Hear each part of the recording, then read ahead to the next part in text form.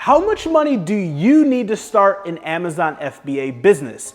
Now, there's a few different types of Amazon FBA business models. There's arbitrage, there's wholesale, and there's private labeling. By now, you probably know that myself and the AMZ formula, we teach private labeling. In another video, I'll break down the difference between the three.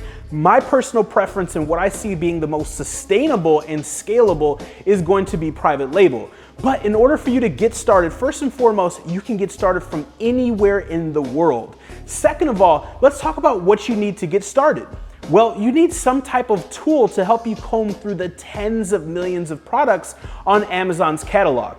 My personal favorite and the one that I use is AMZ Hunter. You can check them out on Instagram at AMZ Hunter or www.amzhunter.com. Now, once you have a tool, this is going to allow you to literally comb through the millions of products that's in Amazon's catalog. Now, once you get started with this tool, you have product costs. The difference between Amazon FBA and dropshipping is that you actually own the product. You actually own the brand and you actually own the physical product that's being shipped from the manufacturer directly to Amazon. And of course, you're not touching any of the product.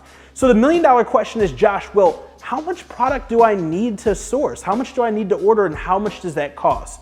So what I usually tell people is if you're working with a budget, let's say you have $2,000 to start, $3,000 to start, make sure you keep that in mind when you're doing this product research. That way you can reverse engineer how much you have in reference to the product. Let me explain. If you find an air mattress that's selling 1,000 units per month and your cost is $7 per product, well, that's $7,000 worth of inventory that you're going to need. You really can't afford that unless you use a credit card, right? Now, on the flip side of that, if you find a product that's selling 300 units per month, right, and the product cost is $3, now you're looking at around $900 for a month worth of inventory. And we'll get into why we only order a month or a little bit less than a month amount of inventory, because a lot of people out there tell you order thousands of units and 3 months worth of supply and 2 months worth of supply. Well, at the AMZ formula, I teach something a little bit different from my experience over the last several years and $11.2 million worth of sales that I've done personally for myself. That's not even the tens of millions of dollars that I've done for my clients, but that's a whole nother video, right? So we have a software which is not very expensive. You can literally get it between $30 to $50. Once you get the software, you have your product cost, which is gonna be a majority of your costs, right? Of course, you wanna have a little bit set aside for budgeting for launching your product, but you only need a few $100s. I like to budget $300 to $500 for that when you're getting started. And your Amazon account itself, well, that's absolutely free. You wanna start out with an individual account. There's two different types of accounts. There's what's called an individual and what's called a professional. The individual is gonna be free, but you're gonna pay higher per unit that you sell. But we don't care because we're getting started, no units are selling. Once you start to sell more than 30 units, you want to convert from an individual to a seller, and that's actually going to save you that 99-cent fee.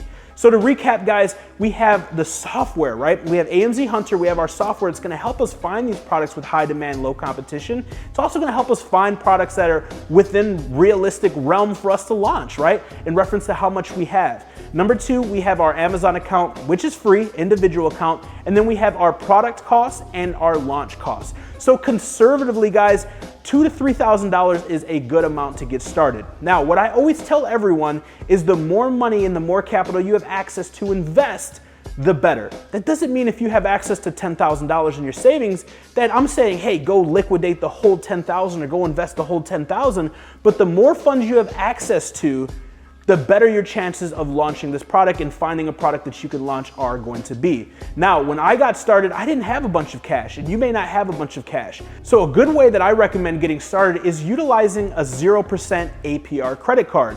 Now, there's tons of different credit cards like Capital One and Chase and Amex that may have benefits or specials going on. So do your due diligence and just search around. If you're a Credit Karma member, which is a free account, they'll also show you some promotions and stuff like that. But I highly suggest checking out a 0% APR card. And what that means is you have 12 months, 0% interest to use that card to get started, find your inventory, start your business, and you're not gonna pay any interest for that first year. Another thing that a lot of my clients use is PayPal credit.